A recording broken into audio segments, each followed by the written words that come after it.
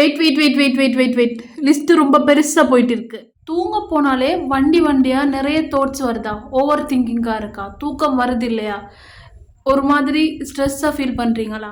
அப்படி ஃபீல் பண்ணுவீங்களா இருந்தால் இந்த மாதிரியான நிகழ்வெல்லாம் உங்கள் நாளில் நடக்குதான்னு யோசிங்க. ஒன்று, நீங்கள் அந்த நாளில் யார்கிட்டையாவது நிறைய ஆர்கியூ பண்ணியிருப்பீங்க, நிறைய விவாதங்களில் ஈடுபட்டிருப்பீங்க.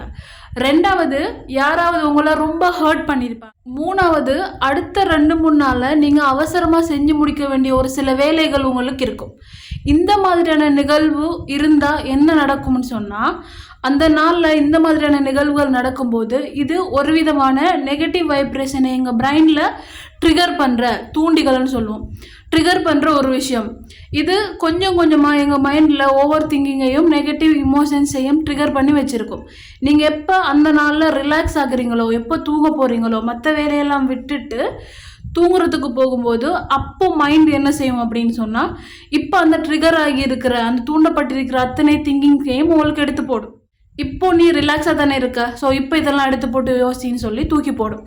அப்படி ட்ரிகர் ஆகிடுச்சு, அப்படி நீங்கள் யோசிக்க ஆரம்பிச்சிட்டிங்க அப்படின்னு சொன்னால், அடுத்தடுத்து அன்னைக்கு நடந்த விஷயம், நாளைக்கு நடக்க போகிற விஷயம், அவங்கள ஹர்ட் பண்ணினது, பழைய விஷயம் எல்லாமே தூண்டப்பட்டு நிறைய அது ஒரு ஓவர் திங்கிங் கலவையாகவே மாறுது.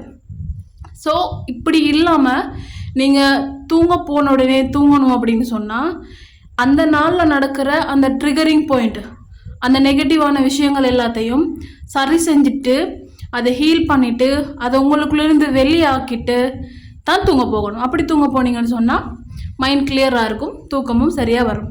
அதை பற்றி தெரிஞ்சுக்கணும் அப்படின்னு சொன்னால் நெக்ஸ்ட் வீடியோ ஒன்று கமெண்ட் பண்ணுங்கள், அடுத்த வீடியோவில் பேசலாம்.